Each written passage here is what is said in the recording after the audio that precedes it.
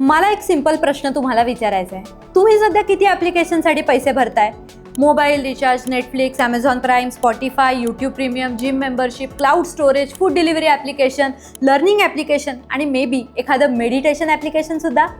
So पूर्वी आपण एखादी वस्तू असेल, सर्व्हिस असेल, लाईफ टाईमसाठी विकत घ्यायचो. पण आता आपण सगळं काही म्हणजे entertainment, movies, fitness, education, music आणि इतकंच नाही तर प्रॉडक्टिव्हिटीसुद्धा रेंट आउट म्हणजेच भाड्याने घेत आहोत.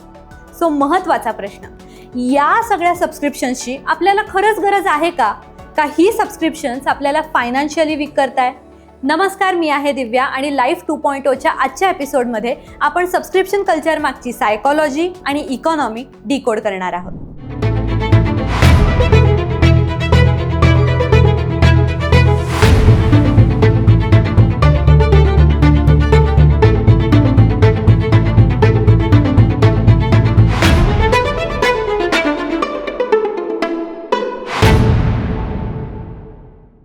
सो आता सगळ्यात पहिल्यांदा हे सबस्क्रिप्शन कल्चर नेमकं कसं सुरू झालं हे जाणून घेऊया.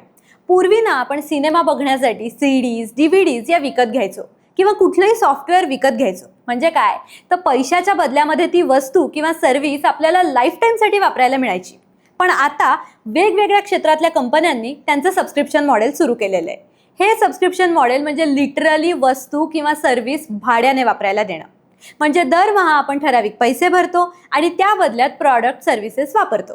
त्यामुळे होतं काय तर या कंपन्यांना दरमहा रेकरिंग रेव्हेन्यू मिळत जातो. आणि तो कोणामुळे मिळतो तर आपल्यामुळे. कारण सबस्क्रिप्शन असणं म्हणजे स्टेटस सिम्बॉल. प्लस ही सबस्क्रिप्शन आज इतक्या परवडणाऱ्या किमतीमध्ये असतात ना की दरमहा 149 किंवा 199 रुपये भरायला काहीच वाटत नाही. कारण 199 ही खूपच छोटी रक्कम वाटते आणि आपण हे सबस्क्रिप्शन अगदी सहज अफोर्ड करू शकतो हा विश्वासही निर्माण होतो.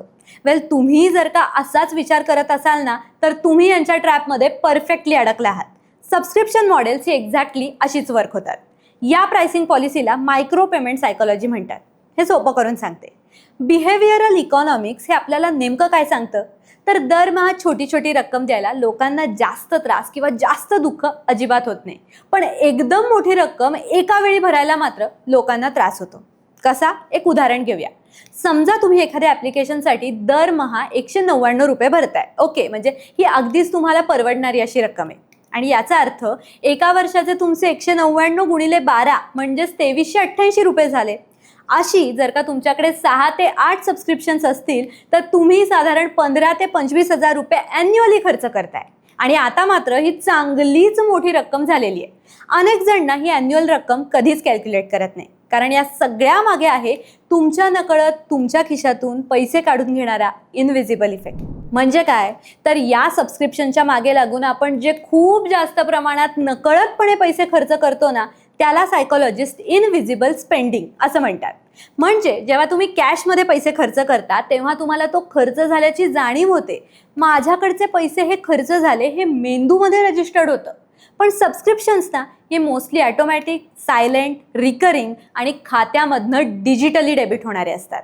त्यामुळे हा आपला ॲक्टिव्ह खर्च अजिबात नाही हे ब्रेनमध्ये त्या तीव्रतेने रजिस्टर्डच होत नाही.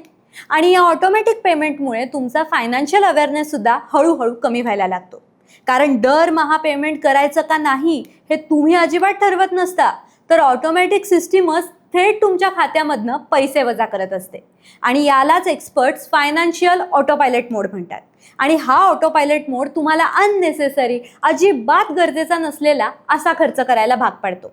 पण आता तुम्ही म्हणाल मी जर का एखादं ॲप्लिकेशन वापरत नसेल तर मी ते सबस्क्रिप्शन कधीही कॅन्सल करू शकतो की? म्हणजे कॅन्सल एनी टाईम हा ऑप्शन माझ्याकडे असतोच की? पण आज मला सांगा किती जण कॅन्सल एनी टाईम हा ऑप्शन खरोखरच वापरतात? बहुतांश लोक ना हा ऑप्शन अजिबातच वापरत नाही. का? कारण ही ॲप्स तुम्हाला तसं करायला अजिबात एनकरेज करत नाही. कारण ही सबस्क्रिप्शन मॉडेल्स तुमच्या बिहेवियरल सायकॉलॉजीचा ॲप्ट वापर करून बनवली गेली आहेत. त्यांच्या मी तुम्हाला काही कॉमन टॅक्टिक्स सांगते. पहिली, फ्री ट्रायल्स. तुम्ही 7 दिवस किंवा 30 दिवसांच्या फ्री ट्रायल्ससाठी रजिस्ट्रेशन करता. तुमच्या मेंदूत काय विचार येतो? ही ट्रायल संपल्यानंतर मी प्लॅन कॅन्सल करेन. पण 7 दिवस 30 दिवस असे संपतात आणि तुम्ही तुमच्या बिझी लाईफमध्ये गुंतून जाता आणि तुमचं सबस्क्रिप्शन मात्र चालूच राहतं. दुसरं आहे दरमहा द्यावी लागणारी एकदम छोटी रक्कम. दरमहा 149, 199 रुपये हे अगदी छोटे वाटतात, तुम्ही याच्याकडे म्हणून दुर्लक्ष करता. पण हीच रक्कम वर्षभराने मात्र मोठी होते. आणि तिसरं आहे कॅन्सलेशन फ्रिक्शन. कोणत्याही ॲप्लिकेशनचं सबस्क्रिप्शन घेण्यासाठी ना अगदी 2-5 मिनिटात साइन इन करता येतं. पण हेच सबस्क्रिप्शन जर का तुम्हाला कॅन्सल करायचं असेल तर अनेक स्टेप्स आज पूर्ण कराव्या लागतात. ईमेल्स, कन्फर्मेशन्स, OTP, बरंच काही. आणि हे एक इंटरनॅशनली डिझाईन्ड असं एक मॉडेल आहे. आणि म्हणूनच कॅन्सलेशनचे हे एफर्ट्स घेण्यापेक्षा लोक सबस्क्रिप्शन कंटिन्यू करायला प्राधान्य देतात. सो या 3 टॅक्टिक्समध्ये जर का तुम्ही अडकलात तर तुम्ही यांचे हक्काचे ग्राहक झालातच. पण या सबस्क्रिप्शन मॉडेल्सचा आत्ताच एवढा सुळसुळाट का झालेला आहे? म्हणजे बघा, आज जर का मी माझ्या मोबाईलचा रिचार्ज केला नाही तर माझे आउटगोईंग नाही तर इनकमिंग सुद्धा बंद होते. सो मोबाईलचा रिचार्ज करणं हे एक प्रकारचं अत्यावश्यक सबस्क्रिप्शन झालेलं आहे. आणि ही सबस्क्रिप्शनची क्रेज वाढण्याच्या कारणांमध्ये आहे अफोर्डेबल आणि इझिली वापरता येणारं डिजिटल UPI पेमेंट्स आणि ऑटोपे. या इझी पेमेंट ऑप्शन्समुळेच कोणतीही सबस्क्रिप्शन घेणं हे आज फार इझी झालेलं आहे. दुसरं म्हणजे OTT प्लॅटफॉर्ममधली वाढती स्पर्धा. त्यामुळे होतं काय, प्रत्येक ॲपवरनं आज वेगवेगळा बघण्यासारखा बघावा वाटणारा कंटेंट असतो. त्या कंटेंटवर शाळा, कॉलेज, ऑफिसच्या सर्कल्समध्ये, ग्रुप्समध्ये चर्चा रंगतात आणि त्याच्यामध्ये पार्ट घेण्यासाठी तो कंटेंट मी बघितला असला पाहिजे आणि म्हणूनच ते ॲप्लिकेशन माझ्याकडेही हवं असं वाटायला लागतं. तिसरं ॲप बेस्ड कन्व्हिनियंट कल्चर. म्हणजे आज तुमच्या प्रत्येक गरजेसाठी वेगवेगळे ॲप्लिकेशन्स आहेत. तुमच्या फिटनेस, एंटरटेनमेंटपासून शॉपिंग, फूड डिलिव्हरीपर्यंत सगळ्या गरजा ही ॲप्लिकेशन्स पूर्ण करतात. त्यामुळे पर्सनलाइज्ड गरजेसाठी ही सबस्क्रिप्शन्स घेतली जातात. आणि लास्ट ऑफकोर्स तुमचे अर्बन वर्किंग लाईफस्टाईल. वेगवेगळी सबस्क्रिप्शन असणं याच्याकडे एक सोशल सिम्बॉल, स्टेटस सिम्बॉल म्हणून बघितलं जातं. मी पेमेंट करून एखादा कंटेंट कन्झ्युम करतो, माझ्याकडे प्रीमियम मेंबरशिप आहे हे सांगण्यात अर्बन क्राऊडला एक अभिमान वाटतो. म्हणजेच आज एका अर्बन प्रोफेशनल व्यक्तीकडे काय काय आहे तर मिनिमम 2 ते 3 OTT subscriptions, connected TVs, cloud storage, food, shopping, basically ecommerce membership, fitness, wellness applications, learning platform आणि लास्ट ऑफकोर्स तुमचे मोबाईल रिचार्जेस. हे 1 बाय 1 बघितलं ना तर एकदम छोटं वाटतं, पण याच्याकडे एकत्रित बघितलं तर ही रक्कम जास्त आहे. पण याच्यात सुद्धा इंटरेस्टिंग फॅक्ट असं आहे की अनेक जण त्यांच्याकडच्या एकूण सबस्क्रिप्शनपैकी फक्त 40 ते 60% कन्झ्युम करतात. म्हणजे साधारण अर्धा ते पाव टक्के पैसा हा तुम्ही न वापरलेल्या सर्व्हिसेससाठीच भरत असतात. आणि का भरता? कारण जस्ट इन केस. म्हणजे मला नंतर काही बघायची इच्छा झाली तर, किंवा या कोर्सची मला पुढे कधीतरी गरज लागली तर, किंवा या सबस्क्रिप्शनचा मी पुढच्या महिन्यात विचार करेन, आत्ता ऑफर आहे तर घेऊन ठेवतो, असू दे, ही सायकॉलॉजी. सो या जस्ट इन केस थिअरीचा सायकॉलॉजिकल दृष्टिकोनातनं विचार केला ना तर कोणतंही सबस्क्रिप्शन, माझ्याकडचा कोणताही ॲक्सेस कमी करणं हे पैसे गमावण्यापेक्षा जास्त दुःखदायक किंवा त्रासदायक वाटतं. सो बेसिकली मिसिंग आउटची फिलिंग येऊ नये म्हणून तुम्ही पेमेंट करत राहता आणि पैसे गमावत राहता. पण यातून आपल्याला काय मिळतं? त्या वस्तू, सेवेची मालकी? नाही, अजिबात नाही. सबस्क्रिप्शन मॉडेलमुळे आपण आपल्याला मालकी मिळण्याबाबत म्हणजे ओनरशिप बाबत वेगळा विचार करायला लागलोय. कसा? तर पूर्वी आपल्या मालकीची CD, DVD, कॅसेट असायची ज्यातून आपण पाहिजे तितक्या वेळा सिनेमा, गाणी पाहू, ऐकू शकायचो, राईट? एखादं सॉफ्टवेअर आपण विकत घेतलं तर ते लाईफ टाईमसाठी विकत घ्यायचो. पण आता जोपर्यंत तुम्ही पेमेंट करताय तोपर्यंतच तुम्हाला त्या गोष्टीचा ॲक्सेस मिळतो. तुम्ही याच्यामुळे अवलंबून राहायला लागता. तुमचं पेमेंट थांबलं तर तुमचा ॲक्सेस त्या क्षणी थांबतो. म्हणजे ही सबस्क्रिप्शन्स तुम्हाला फ्लेक्झिबिलिटी तर देता येतच आहेत, पण तुमच्याकडनं कंटिन्युअस फायनान्शियल कमिटमेंटसुद्धा घेत आहेत. आणि हेच मागच्या पिढीने फार कमी प्रमाणात एक्सपिरियन्स केलं आहे. मग आता मुद्दा हा येतो की ही सबस्क्रिप्शन्स वाईटच असतात का? अजिबात नाही. जर तुम्ही तुमच्या सर्व्हिसेस रेग्युलरली वापरत असाल तर ते तुमच्या फायद्याचंच आहे. काही सबस्क्रिप्शन तुमचा वेळ वाचवतात तर काही तुमची प्रोडक्टिव्हिटी बूस्ट करतात. जर एखादं पुस्तक वाचायला वेळ नसेल तर ऑडिओ बुकची सबस्क्रिप्शन तुम्हाला कामी येणारच आहेत. किंवा एखाद्या ऑनलाईन कोर्सचं मी सबस्क्रिप्शन घेतलं आणि नेटाने तो कोर्स मी पूर्ण केला तर तुमच्या लाईफमध्ये स्किल अपग्रेडेशन होणारच आहे. त्यामुळे सबस्क्रिप्शन्स हा प्रॉब्लेम नाही आहे, तर अनकॉन्शियस सबस्क्रिप्शन हा मेन प्रॉब्लेम आहे. आणि यावर उपाय काय आहे? हाऊ टू फिक्स दिस?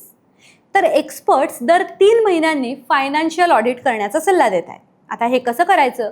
तर पहिलं बँक स्टेटमेंट्स चेक करा आणि UPI ॲप्लिकेशन्सवर जाऊन तुमची ऑटो पेमेंट्स ही चेक करा. त्या सगळ्याची 1 बाय 1 यादी बनवा.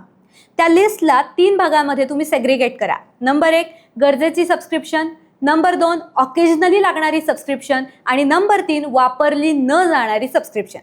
या सगळ्याची ॲन्युअल कॉस्ट किती आहे ते चेक करा आणि त्या सगळ्याच्या शेवटी युसेज रूल अप्लाय करा. म्हणजे जर तुम्ही 30 ते 45 दिवसांमध्ये ते सबस्क्रिप्शन असलेली सर्व्हिस वापरली नसेल तर ते सबस्क्रिप्शन इन्स्टंटली कॅन्सल करा, कारण पाहिजे तेव्हा पुन्हा तुम्ही ते सबस्क्राईब करूच शकता. तज्ज्ञांच्या मते ना ही सबस्क्रिप्शन इकॉनॉमी आता हळूहळू सगळ्या क्षेत्रामध्ये आपले पाय पसरणार आहे. Car, software features, fashion rentals, home appliances, healthcare services आणि अजून बरंच काही. यातल्या काही क्षेत्रात तर सबस्क्रिप्शन, रेंटल बेस्ड मॉडेल ही आलेलीच आहेत. सो ही इकॉनॉमी आपल्याला ओनरशिपपासून लिमिटेड ॲक्सेसच्या दिशेने घेऊन जाते आणि त्यामुळेच फायनान्शियल अवेअरनेस असणं हे खूप जास्त गरजेचं झालंय. कारण हे छोटे छोटे एक्सपेन्सेस ना तुम्हाला मोठ्या खर्चाची भावना हे कधीच देणार नाहीयेत. ते तुम्हाला फक्त एक बॅकग्राऊंड नॉईज वाटणार आहे. सो आता या सगळ्याचा शेवट काय? सबस्क्रिप्शन्समुळे तुम्ही ओव्हर स्पेंडिंग करताय का? तर काही लोकांसाठी याचं उत्तर होईल, कारण सबस्क्रिप्शन्स महाग का स्वस्त हा मुद्दा इथे येतच नाही, तर त्या खर्चाची नोंद मेंदूमध्ये रजिस्टर्ड होत नाही हा मुद्दा आहे. ही सबस्क्रिप्शन्स तुम्हाला कम्फर्ट, कन्व्हिनियन्स आणि एंटरटेनमेंट देत आहेत, पण अवेअरनेस नसेल तर तुम्ही शांतपणे खर्च करतच राहताय. सो मी घेतलेल्या सबस्क्रिप्शन्सवर कंट्रोल आहे का कंपन्या माझा पैसा कंट्रोल करतायत? मे बी आजचाच तो चांगला दिवस आहे. तुम्ही जाऊन आजच तुमच्या पेमेंट हिस्ट्री चेक करा आणि योग्य तो डिसिजन घेऊनच टाका. हा व्हिडिओ रिलेटेबल वाटला तर तुमच्या माहितीतल्या सबस्क्रिप्शन असलेल्या प्रत्येकाला हा व्हिडिओ शेअर करा आणि अशाच व्हिडिओसाठी द ऑड इव्हनला सबस्क्राईब अवश्य करा.